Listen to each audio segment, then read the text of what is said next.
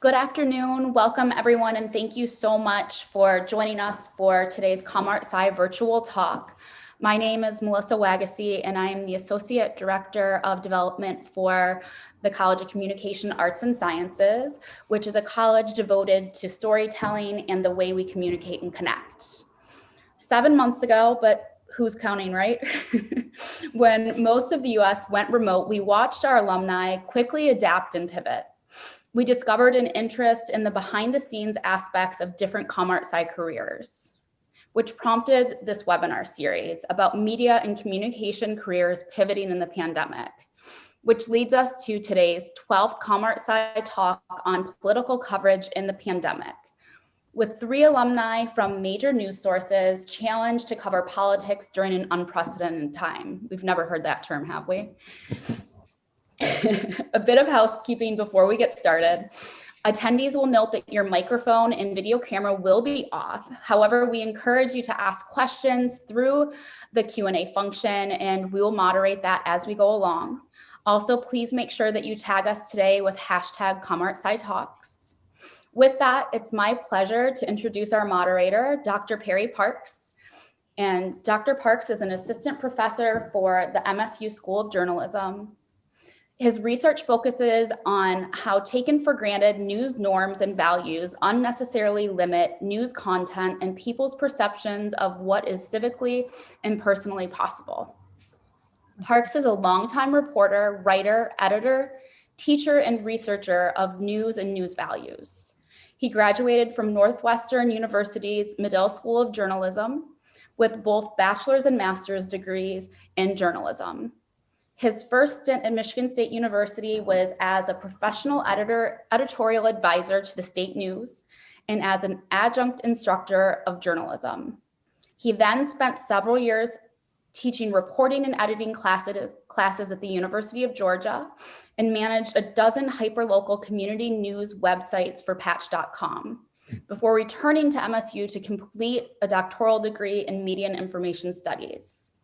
We are thrilled to have him as our expert moderator today. I'll turn it over to Perry to introduce our Spartan panelists. All right, thank you, Melissa. You're welcome. Exciting to be here with these frontline, high-profile journalists on a historic day such as this one. So I will start by introducing everyone, and then we can ask them some questions. So we have with us Anna Backstrom Ashbrenner, and she's got a bachelor's in journalism from Michigan State in 2006. She's the 2020 elections editor for USA Today. So it's great to have her. She began her journalism career as a high school news clerk at the Muskegon Chronicle in her hometown of Muskegon, Michigan. And after graduating from MSU, headed west, working at the Herald and News in Klamath Falls, Oregon, and eventually becoming assistant editor there. In 2012, she began working at the Des Moines Register and took over the politics team after the 2014 midterms. She was in the room when Donald Trump made his first Iowa appearance as a not yet candidate in January 2015. In her politics editor role, she guided a team of more than 20 journalists across the newsroom in coverage of the historic 2016 Iowa caucuses, as well as the 2016 general election.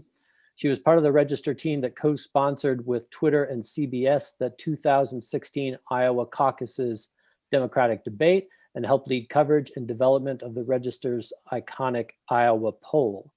After the election, she became the Register's news director, which is the equivalent of the managing editor at that paper, and she was the youngest person to hold that role, and was later named one of Editor and Publisher's 25 under 35 and was accepted into the Poynter Institute's Leadership Academy for Women in Digital Media.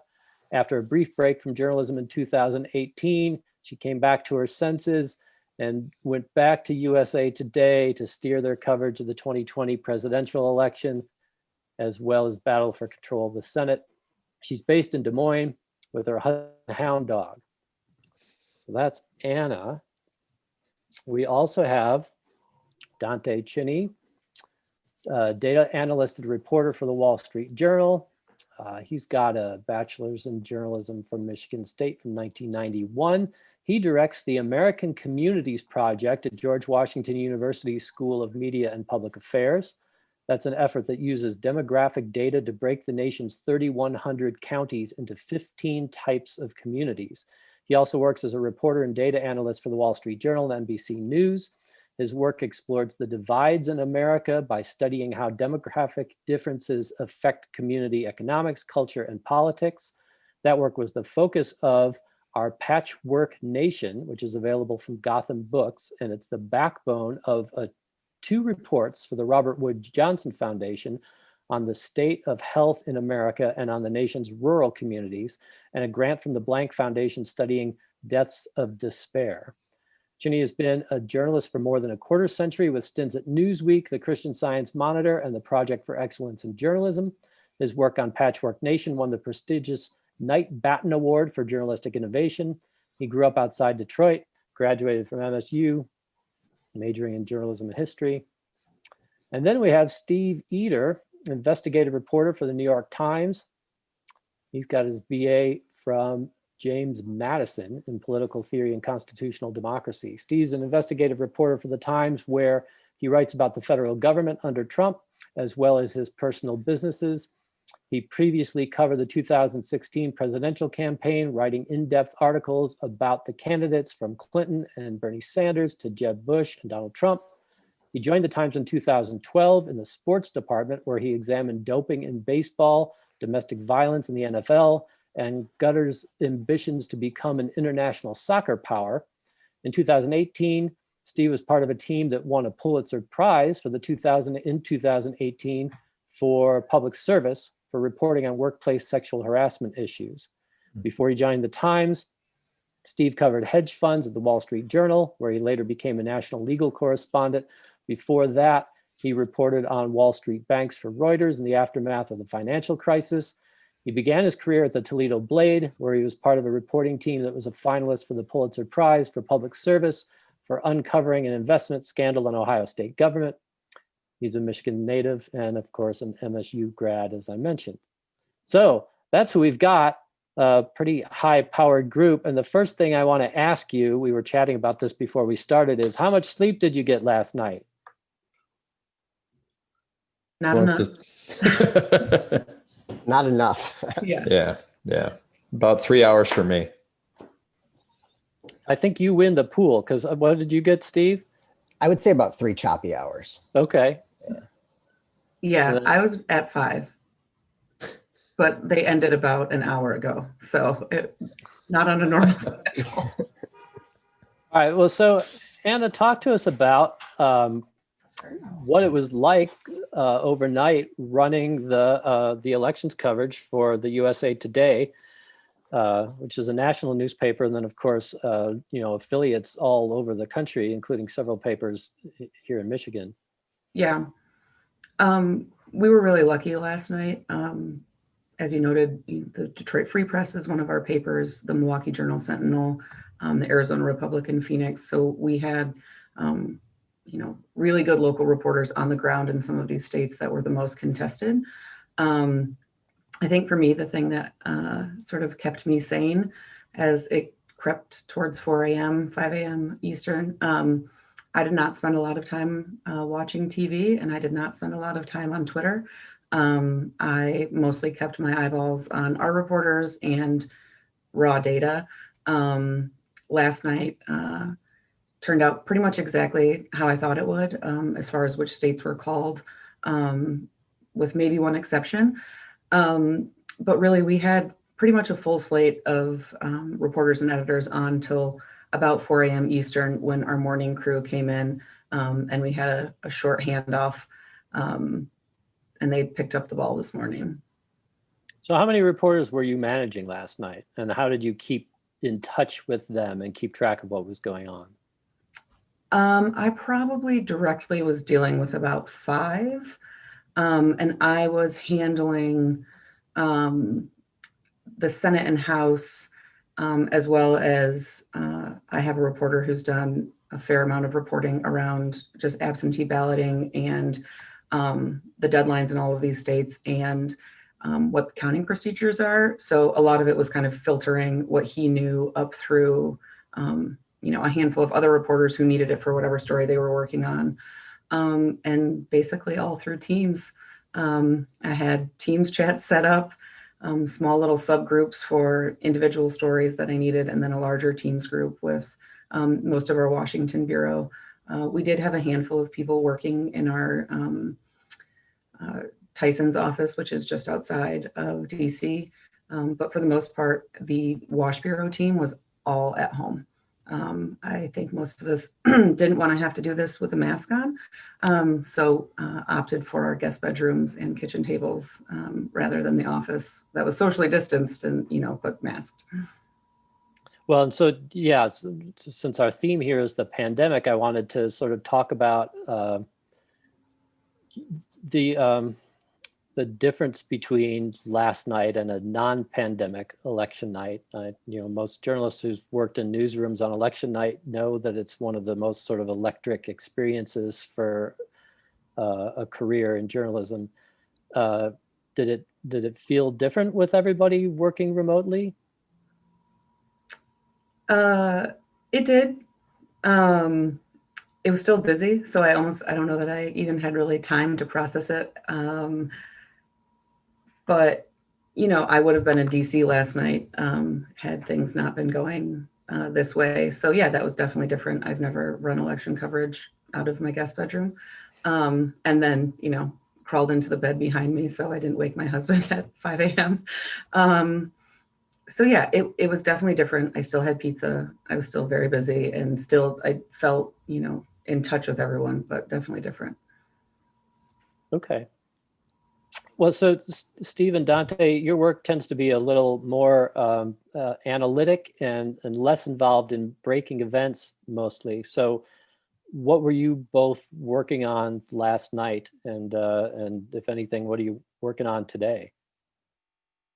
So I spend some of my time with the Journal, and then I also work with Meet the Press and those folks over there. So, and last night I was with the Meet the Press crew, even though I was here. I was literally like in this room, but I was with the Meet the Press crew here, and I had basically I had a Zoom for one group at Meet the Press, and then I had a separate Microsoft Teams window open. And it was an open conversation the entire night. One was with pollsters, and one was with the political people, and I was just listening to them back and forth all night, and then taking phone calls, and then occasionally questions would come in from the Wall Street Journal because I've got to work on some stuff with them this week actually. So talking about what we're going to do out of this, but it was really looking at numbers and trying to understand what's going on. It was deeply frustrating because the exit polls looked like they were a mess again, and the thing that once the actual vote totals started coming in, I spend a lot of time just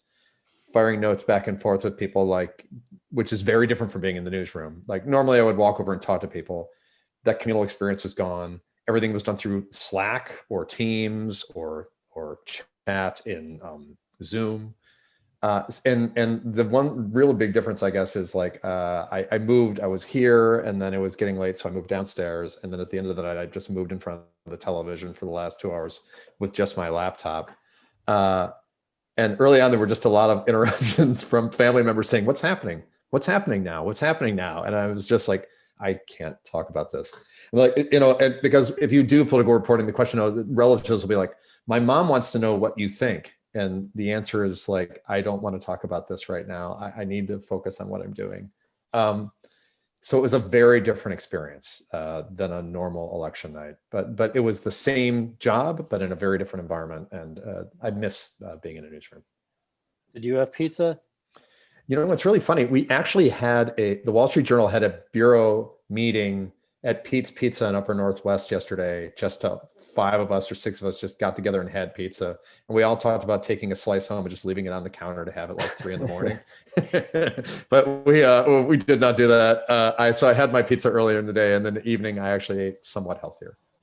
All right, well, that's good. Somebody wants to know if on your back wall, Dante, is that a Detroit DIA Rivera? Yeah, that's a Rivera. Yeah, that's this. Actually, this used to just be a worthless room until the pandemic. and now it has become an office. And so I always loved it. That's the industry mural from the DIA. So I always wanted it, and you can get it online for relatively cheap. So yes, thank you. All right, excellent. How about you, Steve? What you been working on? So yeah, I was listening to everybody talk. I was a little detached from I was more of an observer last night. My role this time around, I'm on the investigative department, and I do write about the president's businesses and business relationships, which is more of a next day kind of story. I think once we sort of see more about what actually has happened, we can start to think about some of those kinds of stories. So I'm kind of monitoring, observing, keeping an eye on things, and covered a lot of elections over the years and politics over the years. So it was, curiosity, just like anybody, of sort of how things were going to play out. Looking back, it was a really different experience. I think even if in normal times, I probably would have lingered around the newsroom, and sort of hung out, see if can I help with something or do something, but not, obviously not now. We've been working from home since March, and but in years past, 2016, I was in the newsroom, working on voter turnout kinds of things and questions about recounts and how that all works. It was just sort of a thing that I took on. I was more on the team, the team last time in terms of those candidate stories that I was working on. But over the years, I started my first, after I graduated from Michigan State, I should just say, I went to the Toledo Blade, and it was about 6 weeks before the 2004 election. And my editor said, pack a bag, you're going on the road. It was Ohio and Bush Kerry, and, kind of going to come down to Ohio. And so I was just turned 22 years old and packed a bag, got in the car. I think I got a speeding ticket outside of somewhere in Ohio, and was just just sort of followed that those first weeks. It was kind of a great, for communications and journalism students, it was a great way to kind of jumpstart my career, just jump right into something like that. It's like, I was around and for the Blade in 2004, and then 2008 with Obama. 2012, I just started at the New York Times. So I think I asked if I could help, but they didn't need me. I was just a sports guy, so I wasn't on the politics crew yet. And then, of course, 2016, I was, was quite involved in it. So it's, it's always fascinating to see it all unfold. Yeah. All right. Well, Dante, you've done a lot of work, as we talked about in your introduction, analyzing diverse communities around the country. So you've really thought about sort of parsing out different places and their relationships with one another, and like you say, the divisions among them. So I'm curious if you, first of all, could just kind of talk about that work a little bit, and then talk about if there was anything that surprised you so far with the way the results have come in based on your knowledge of these communities. So I'm gonna hold off on anything being surprising until we actually have the results, because we're at this really weird point now where these aren't normal results. So this isn't working in a normal way. Normally, if there's a little bit of vote out, and you look at the margin in the county, you'll be like, well, it'll probably break down roughly the same. But because you're dealing with different kind of tranches of vote now, whether it's early vote, you see there could be 10% out, and it could be 90-10 one candidate, right? So I don't know. You're welcome. The one thing I would say is that has not surprised me so far is I grew up in Macomb County, and it is doing almost exactly what I thought it would do. I'm surprised. I keep looking over. I'm sorry. I keep looking over to right because I just keep looking over the returns come in because I want to make sure that I'm right about something. So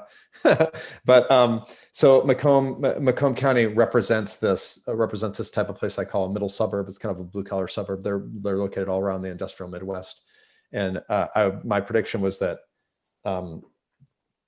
Trump was going to have a problem in the Midwest just because his margins were so narrow that ultimately, I didn't think it would be this close actually, but he needed to get in these blue collar suburbs.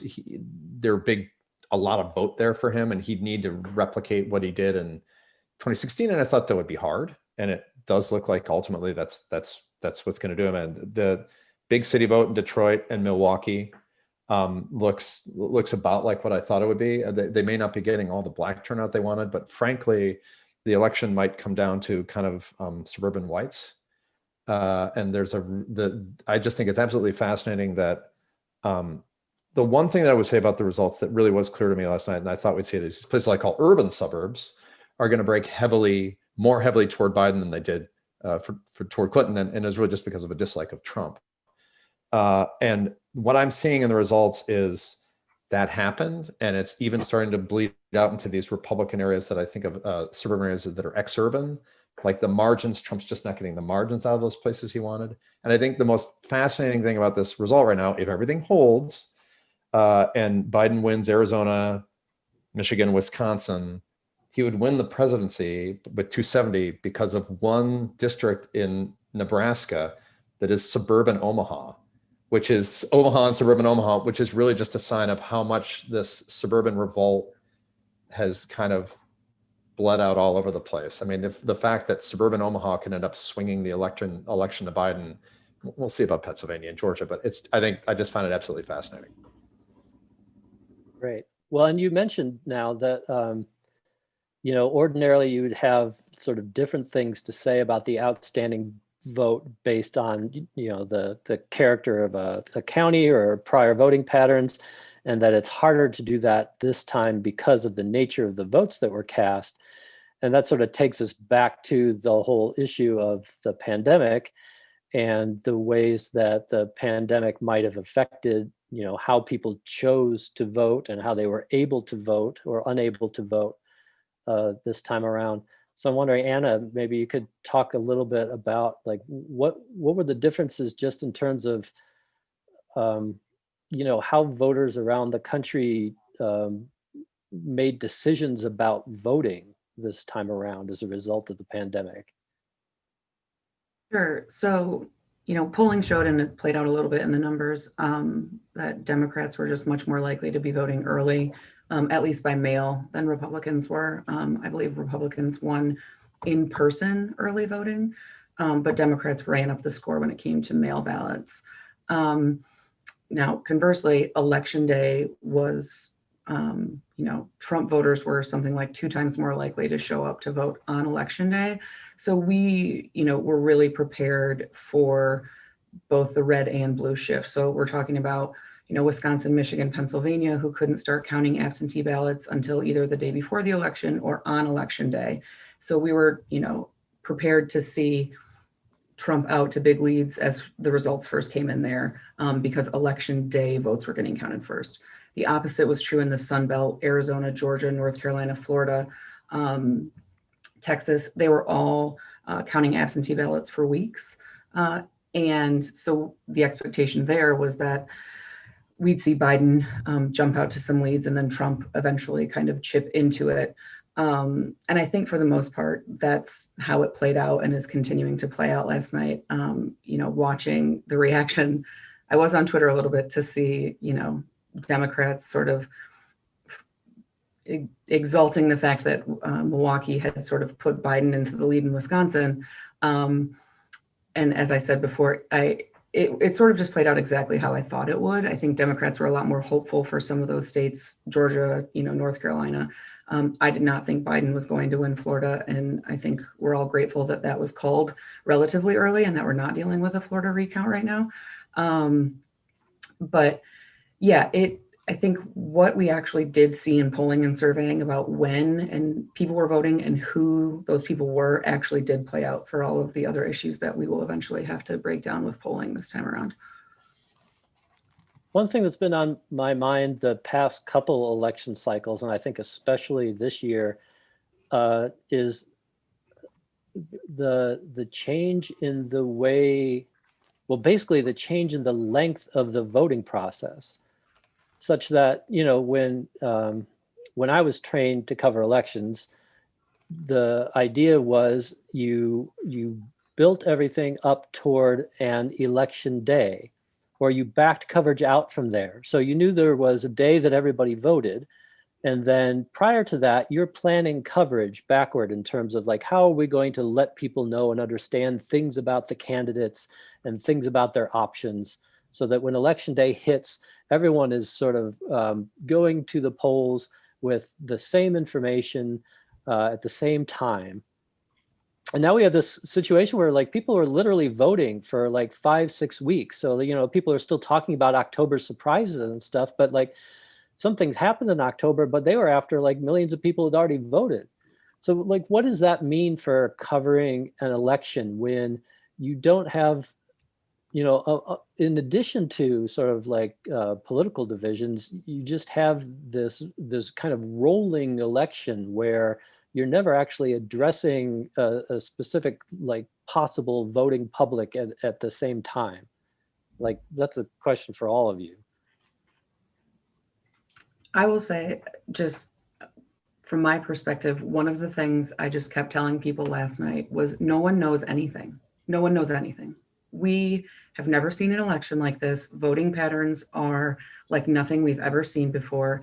Everything that you have ever believed about a voting population is not true this time around, and people need to stop talking about it like it is. And again, I didn't watch TV last night, and I think it saved me a lot of consternation because if you don't actually have results, you have to talk about something. And a lot of that is just sort of, trying to analyze things. And this was a year that it was virtually impossible to have a real grasp on what you were trying to analyze. So from my perspective, even just telling other editors who were not on the politics team, like, we don't know anything. I think there was a time around 10 o'clock where people were like, is 2016 happening again? And I was just like, there's literally tens of millions of votes that are just sitting in boxes places. Like, we don't know anything. So I think that is potentially a permanent shift, particularly as we saw, just more options for people to vote. And if we do hit the, record turnout numbers that people expected, Democrats have always been good about getting absentee ballots in. Republicans made up ground, I think, in 2016 on that front. And now it feels like early voting, early in-person voting, mail voting, all of that is in both parties' playbooks now. I would say it's just speaking about the data in 2020 in particular. Like, so look, the polls were, we'll see what the final numbers end up looking like. But like the one thing that was remarkable about this election, considering everything that happened this year, which is just like, it doesn't stop. It's like every day there's something new, was the stability.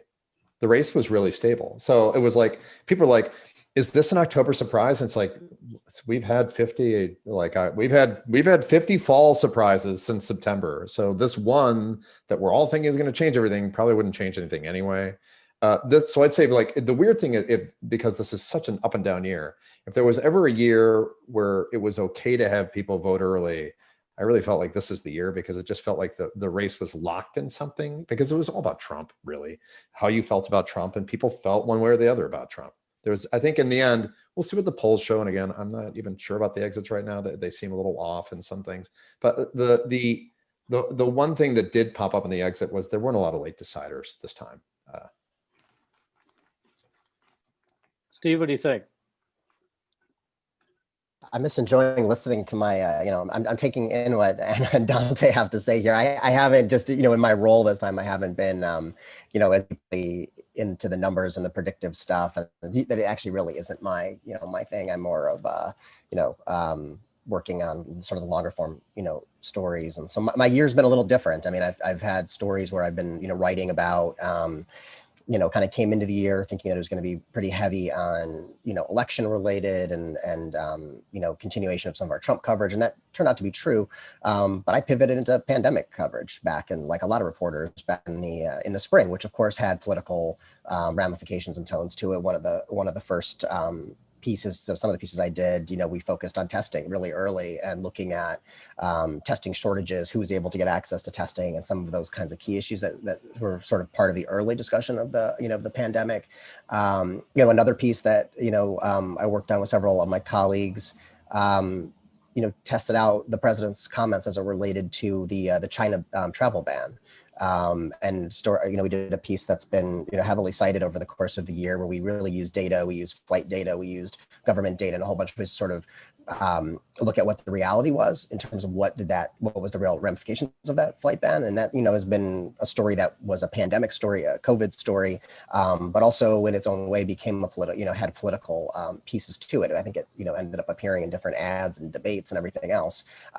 We were able to show, that tens of thousands of people continue to come into the United States from China after the prohibition. So my area has been around, and also just, of course, continuing to write about the president's businesses, the president's, we did a piece recently where we looked at kind of the unusual role that the president's businesses, the president's properties have played in his administration, Mar-a-Lago and the Washington, D.C. hotel, and how, the president owns these places, but they're also a place where, people are able to come who have various interests before the administration and how that works. So my coverage has just been a little different and tends to be a little bit of the more of those kinds of stories. So I've been enjoying listening to Anna and Dante, dive into the numbers a little bit, but it's a little bit of a different angle. I mean, the pandemic was has been the election is a fascinating enough story, and the pandemic has, in its own right, has been, the kind of story as a reporter that you just want to be involved in. And there was just, especially being, I'm in New York, and seeing what the city was like in the spring, was really fast. It was, probably say fascinating too much, but it was really, the kind of thing where you want to drop everything and sort of look at this moment and try to find different ways in your creativity, because you're kind of living the story, around you. I've been in the city the entire time, through the whole pandemic, and it's, clearly not an expert on those exit polls, but I know the pandemic was certainly on the minds of voters yesterday. Sure. Yeah. Well, you can't separate. It might be nice if you could, but you can't separate the pandemic and politics. And, your paper, Steve, had reported a couple of weeks ago about a Cornell University study that found that Donald Trump was the single biggest driver of misinformation around the pandemic. And I think that's connected in some ways to some work Dante did a couple decades ago when he was with the, now I'm blanking on the Project for Excellence in Journalism. Yeah. You helped put together the first edition of this book, The Elements of Journalism, which is really one of the key works about journalism of the 21st century, I think. I teach it all the time, and I cite it in practically every paper I write. But that's great. But so one of the points of that book is that that when journalists are trying to make decisions about truth telling, that they need to err on the side of truth more than on the side of balance or neutrality. And so I'm curious again now for all of you, when you have a story like the pandemic, which is a very empirically based story, it's about health and science, but it's being covered a great deal as a political story. And the person with the largest bully pulpit in the world tends to say things that aren't true about it. So that what is the obligation of journalists in trying to work through having a very newsworthy person say things that are potentially harmful to public health? Like, how do journalists sort through their job in terms of reporting versus amplifying, that sort of thing? That's tough because you can't, if you just try to spend your time correcting the president when he says something that isn't 100% correct, you're going to be busy and you're not going to really be able to do anything else.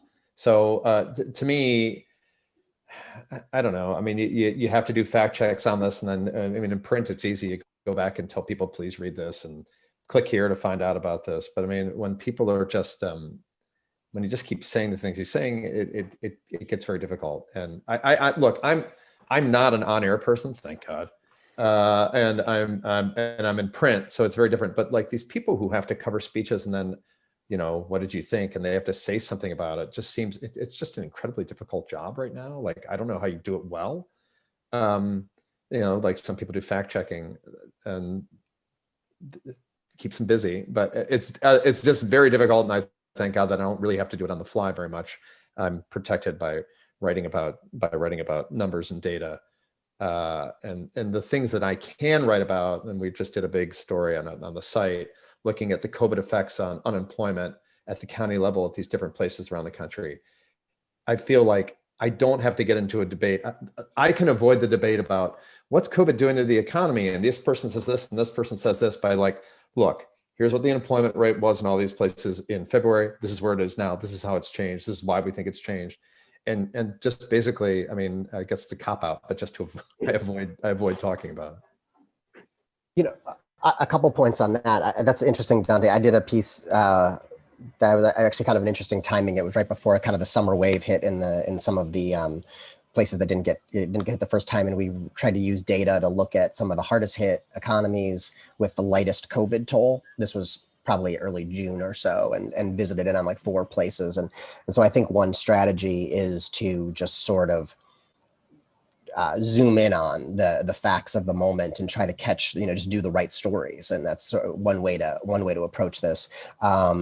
I've also done, I mean, not this time around, but last time I think I went to, covered every debate, on the fact check team, and it's tough, fact checking in real time. And like, it's, I did, Democratic debates, I did the Republican debates with those big fields of candidates on the Republican side. And, you're trying quickly, and usually there's, I think when it comes to fact checking, you realize that something is not, and Anna and Dante, tell me if I'm wrong, but like usually things aren't totally like whole cloth made up. I think some of those things happen for sure. I think there's been some recently, but often there's a hint of some truthiness to it.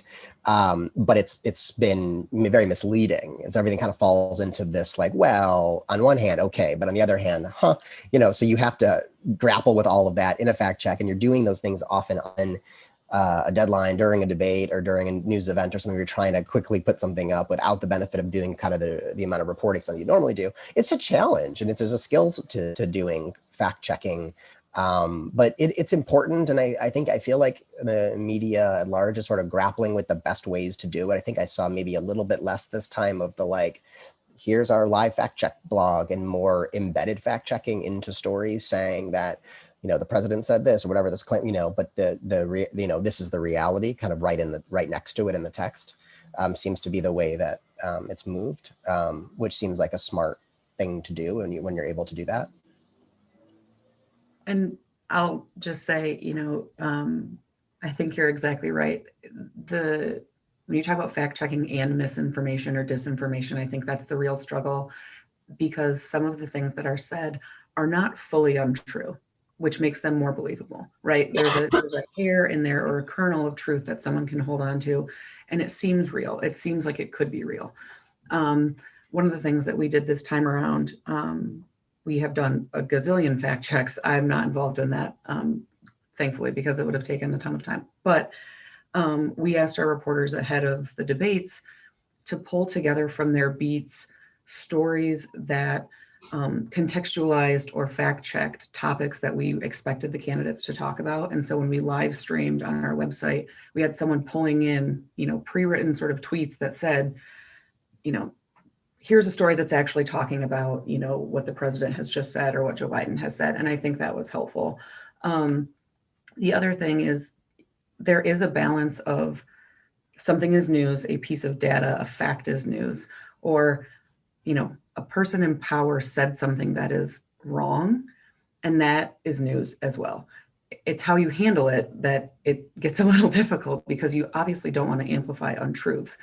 But if someone is saying an untruth and they're the president of the United States, it matters. It matters on a global scale. It matters nationally. And it's our responsibility to, put that in context and fact check, right, like Steve said, in the article, and say, I'll give an example with, Tom Tillis last night. Tom Tillis declared victory in North Carolina in the Senate race. There has been no victor declared there. So the sentence in our article, I think, said, while votes are still being counted and no, winner has been declared, Senator Tom Tillis declared that he was the winner. And then putting in context how many ballots are still out and that kind of thing. So it's like a truth sandwich, like truth, untruth, truth, to kind of remind people of what the reality is. But it's still newsworthy that Tom Tillis declared victory, if that makes sense.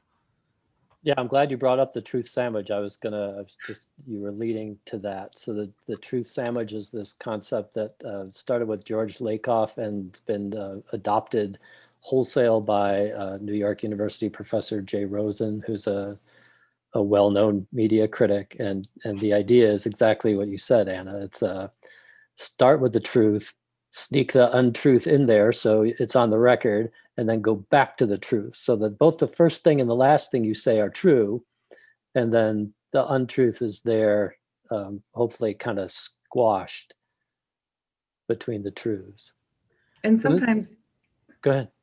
I think that there are things that you don't want to elevate just at all, and that gets really difficult too. I mean, I think there have been some pretty grandiose claims about a variety of things during this campaign, that it has been a challenge to put those in context and also not perpetuate mistruths, and not just from candidates, but surrogates, from other organizations, from memes on Facebook, just that kind of thing too, trying to combat some of that.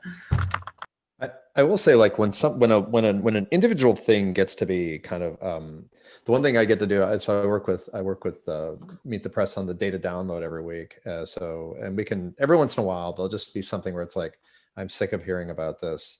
Let's just do a data download and take it apart and explain to people. If there's something that's particularly sticking in your craw, which can happen if you're a journalist. Like, for instance, like the idea of just how explosive the economy was and how great it was under President Trump. Like, there's been improvement, but it's steady. It's really followed a very particular pattern. It's followed a very similar pattern since 2010, 2012. It's not really different. It's like you just keep climbing, but the climb isn't any more dramatic. And you just do a big piece explaining what it looks like. And at least you can go on the record about something that has just it's been hyped up too much. Now, that's not the off the cuff things that people may say there's nothing you can do. But if there's something that's repeated and somebody's trying to build it into, like, I'm going to make this a theme in the campaign, sometimes I feel it's like, let's just take some data and show how this isn't true. And at least we've done that. We can go back and recall it if we need to. So one thing, between talking about the really heroic efforts at fact checking, I think, that have taken place over the past several years by journalists that you've all described, and what Dante was saying about the relative stability of this election, wherein it hardly mattered what got reported. It didn't seem to change anybody's minds.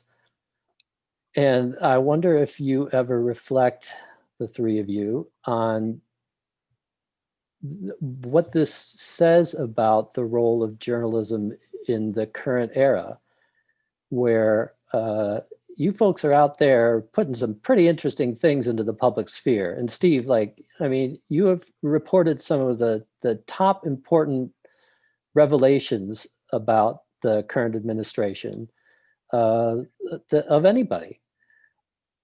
And yet, like Dante was saying, the needle's not moving very much. The electoral map has not changed that much in 4 years. What does that mean to you? Go ahead, Steve. I could take a first crack. It's an interesting question. As a journalist, it's just about accountability. This reporting, I just try to approach my work, my stories as stories individually, and as a body of work sometimes, if reporting on the same subjects over and over. And a big part of our job that hasn't changed and shouldn't change and hopefully never changes is that we're here to bring the people who are our elected officials, whether it be a president, a mayor, a governor, whoever, to account. We're not here to cheer them on. We're not here to be friendly or whatever, purposefully adversarial or anything like that. Our job is to bring accountability to the people in power. So you stick to those tenets in your reporting. You're fair, you're straight ahead, and you do the reporting, you do the digging, and you put your stories out. And people, sometimes they take on a life of their own, of course. Sometimes they don't. And it's part of kind of where we are. It's a different,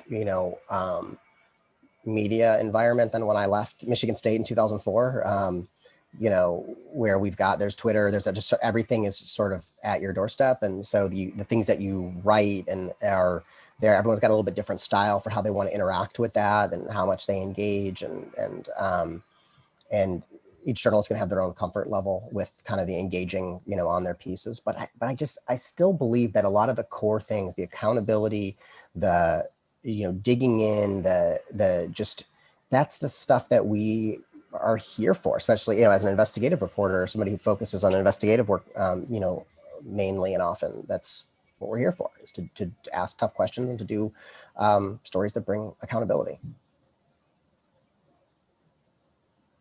I think everyone probably in this profession has an existential crisis every once in a while, like, does what I do matter, And I think this year has been particularly difficult just for me because of the relentlessness of the news, that I've missed a little bit some of what Steve is talking about, some of that more in-depth, sweepy work that takes months to work on.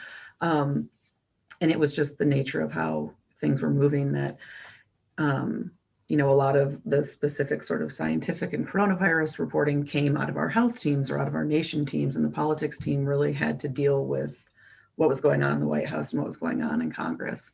But I do think you can only be responsible for like what you are responsible for, if that makes sense. And I always, my family and in-laws who have questions about what we do, you can't be responsible for what every news organization does or what their values are or what they have decided is newsworthy. All I can do is stay true to what I think my journalistic values and ethics are, and do work that aligns with those, and be at a place that lets, work with people who align with those values. And, I just try not to get really caught up in some of the other broader conversations about, is the media dead? Are they, worthless? And, I just don't believe that. And I think, one of the things Steve said about accountability is, I don't care if a voter never asks a politician the question that we have asked, because, I saw a tweet going around that said, a lawmaker in Pennsylvania said something like, well, those are journalism issues. Those aren't voter issues. No, they're democracy issues. They're public accountability issues. There's not a difference. And I think it's still important that we're here to ask those questions, particularly if people are tuned out and have just said, like, the media isn't doing, what I want them to do. We still need to be here, looking at our state's finances, looking at the contracts our governors are entering into, those types of things, even if not a single voter ever asks about it, because it's still important. Yeah, and I would say what I do is a little different. This is an awesome panel for this question, because we come at this question from different angles because of the jobs we have. And, and because your question really, Perry, is like, why even do this, right? If it doesn't do anything, what's the point? And the point is, for me, that somebody has to set the record straight. I mean, for me, it's just like, I have a job.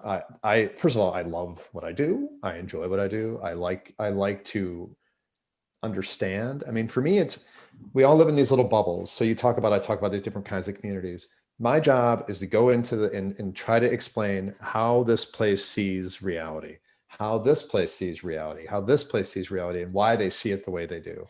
And that can be, you talk about feeling like defeated. Like, you can do this and like, you realize everybody's so siloed that you're telling this story and nobody's hearing anything except like people who are inherently interested in it.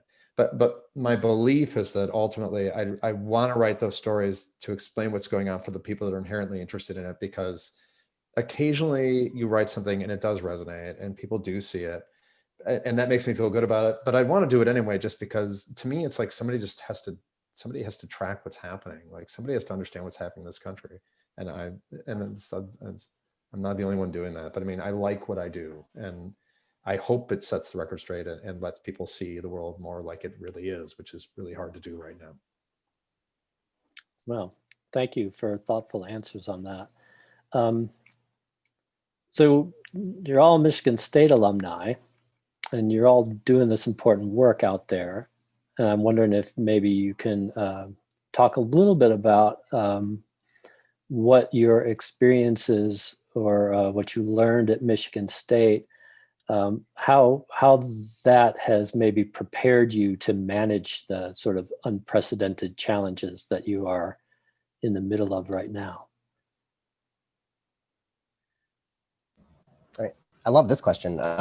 You know, it's my Michigan State education and my, you know, I think largely of my time at the State News, you know, where I was editor and reporter when I think of my Michigan State years, and Perry was our advisor at the time. And I feel like, you know, it set the stage for my career. The time I spent that I had this great workshop, you know, at Michigan State as a student newspaper, we were out there covering the big stories and are on the campus and, you know, in the city, and you know, just tried to take full advantage of that.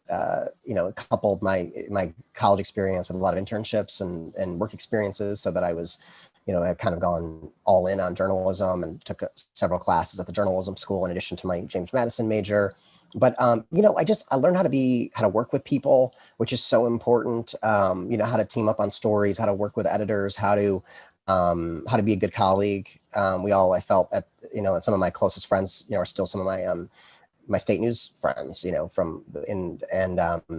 people working at big publications, and people who aren't in journalism anymore, you know.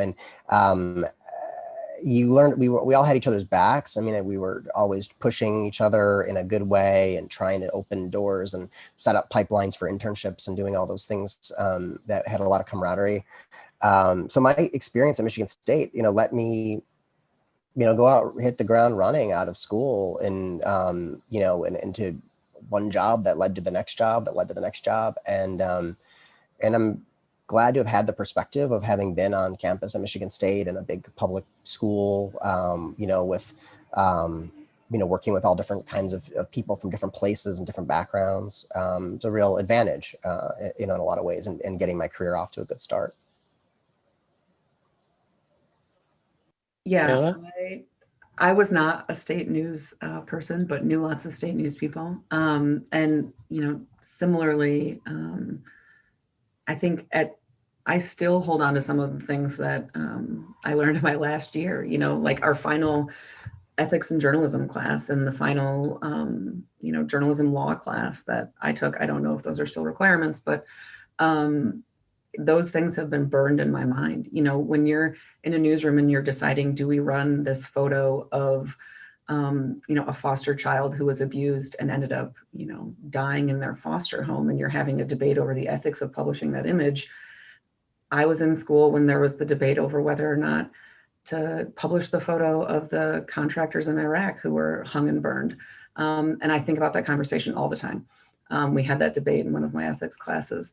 So I think just being in an environment where you were able to just talk through things and get perspective. And I just really appreciated that I had professors who were frank and direct and didn't sugarcoat things for me. And then at the same time, just being forced to go cover things. I remember sitting through an East Lansing school board meeting where they were talking about year over year changes related to No Child Left Behind. And I was like, I have to write about this. And it's still, I mean, the work that I did on that paper for, you know, Journalism 200 or whatever it was, it still sticks with me, and it still has offered, you know, as I didn't ever really want to be a reporter. I kind of always wanted to be an editor. And so it's helped me as I've had to, you know, work with reporters who are straight out of college and are in their first job or are in, you know, maybe their second job. Being able to harken back to some of that has been just immensely helpful. And I'm also here to say that I was not the best student. I did well in journalism, but I was not perfect. I was not great, but I loved the work and I did the work. And I think that's the number one thing. If you do the work, you will be successful. If you do the work, you will make it happen for yourself. I guess my experience was in some ways most directly tied to what I do. Like I did a couple terms at Capitol News Service covering the state capitol for all these different papers around the state, which was honestly just so cool because it got me. That's my son. It got me out covering the Capitol, and I got to work with editors around the state, and I got real clips from real newspapers. And that was just an incredible experience. And I went from that. I was Capitol reporter at the State News, and I was city editor at the State News. But I think the thing I remember, and I'm still close with a lot of those people. I have a I have a a chat that I'm just constantly going back and forth with still on my phone with people I've worked with at the State News, where we just shoot notes back to each other, back and forth, and it's really fun. But the other thing I did there that was really, really cool, and if there are students that are listening, and this is so much easier to do now, like we created a newspaper, my last term at Michigan State, we created our own newspaper, and 12-page bi-weekly tabloid that we conceived of, sold ads for, wrote, edited, laid out, did the entire thing. And I think that like what I ended up doing, that kind of directly affected it, because it's just, I just went off, and we just went off on our own and did something different. And it was just such a great experience. Is in terms of just throwing myself in and having to do stuff. The guys I did that with who were on that text chain are just, that was a great experience. And one last thing, just this morning, my daughter found out she was accepted at Michigan State at James Madison College, Steve. So very cool. she might be headed off there next year. Wow, it's very cool. Great. It's funny too, you know, just one other thing I was just thinking about some of the stuff that we covered when I was at Michigan State. I mean, we had I was there for 9/11 at the State News, and I had a professor who said, I said, I think there's a lot of news today. I better get to the State News. And the professor's like, no, we got this like thing. I don't know if it was Nietzsche or some historic, you know, some political theory figure. And I was like, no, I really got to go to the State News. Like this is it was 9/11. I went to the State News. I think I made the right call. And you know, but I was managing editor of the State News during the start of the Iraq War. We had, you know, the sort of these campus, or was it really, I don't know if there arrived disturbances after sporting events and things like that. So it's a great opportunity to like get to try things out and do different things. Also, just the first politician I ever covered at the State News was young state representative named Gretchen Whitmer. So kind of funny, you know, all these years later to sort of see her rise as governor. So you never know the people you're going to encounter in your coverage over the years too, even as a 18, 19-year-old college student. Steve, that's really funny. When I was a freshman in Holden Hall, Verge Bernero knocked on my dorm door when he was running for, I think, State House, maybe. Mm-hmm. And so after I left Michigan to sort of see him, I was like, I remember him campaigning in my dorm as a freshman. I would just add that considering where we are politically in this country, maybe Nietzsche isn't a bad thing to have spent time studying. True. All right, we're close to wrapping up time. We do have like, do you want to wrap up now, Melissa, or you want to take this question real quick that's in the chat?